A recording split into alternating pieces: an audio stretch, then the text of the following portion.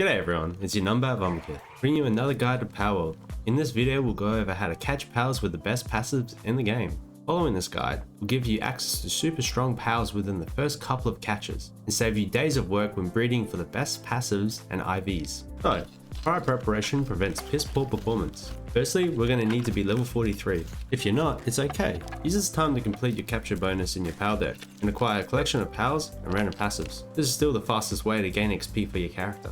You will also need an efficient cake farm and multiple breeding farms. The more the merrier, depending on how much cakes you can push out. Subscribe and post in the comments if you'd like a cake farm guide in the future. I'm also building my Twitch and Discord channels if you'd like to be part of the Numbat community. Let's get into the farming method.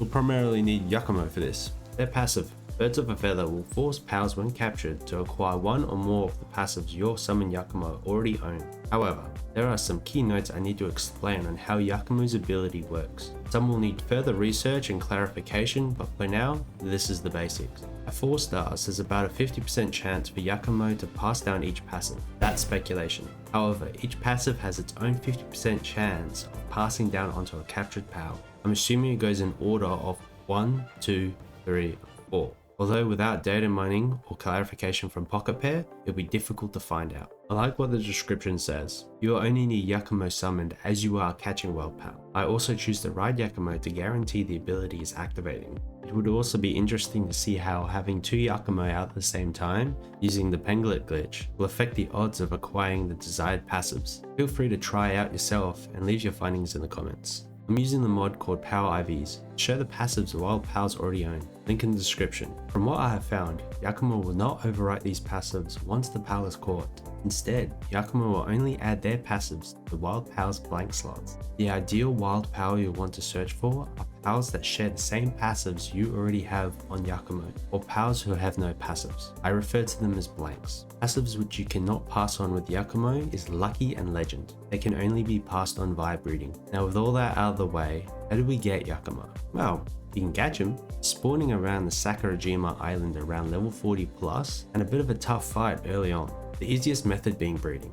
Lamball and Nightwing being the easiest combination. I recommend catching Nightwing with no passives. Lamball has a lot of spawns in the starting zone and easy to catch. So you will want to collect a variety of Lamball with one of each passive. Breed them both together until you pass that one passive onto Yakumo. From there, continue to breed for Yakumo until you can condense your Yakumo to 4 stars. From here, it's time for you to start catching pals. As I said earlier, you only need Yakumo as you go to catch the pal. For regular pals which already have a variety of options to breed from, this method is a waste of time at level 43. By this time, you may already have a variety of pals with meta passive combos to breed into various species. For example, breeding a work speed Anubis with a blank Suzaku to create a work speed Yormantide much more efficient, rather than catching a work speed Yormantide with Yakumo. On the other hand, legendaries can only be bred within their own species, taking as long as 2 hours to incubate 1 egg on vanilla settings, hard difficulty. Obviously, if you have instant hatching, then you might as well breed. But if you're a vanilla player using Yakumo to catch legendaries with Musclehead and Serenity, it's huge, saving you time on breeding and leveling your pals to max. Though, since legendaries all have their legend and elemental damage passives, you will only be able to pass on a maximum of 2 passives. For example, Pet Dragon is caught with Legend and Divine Dragon. They have no other passive, then Yakumo can pass on 2 of its own passive. Using Yakumo towards endgame progression.